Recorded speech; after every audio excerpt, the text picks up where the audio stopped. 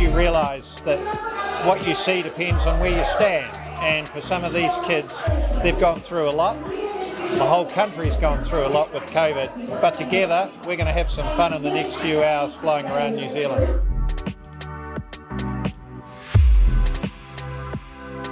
I have a spinal muscular atrophy, and my teacher at school, Mrs. Bain, she put my name forward to Kurokia to come on the flight. It's my first time ever on a plane, so I'm really excited and really wanted to do it.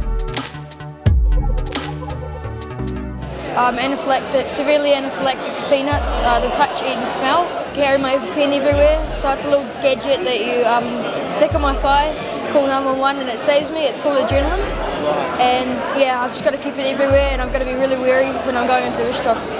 There's much more worse things in life than having an allergic reaction to something, but yeah, it is what it is.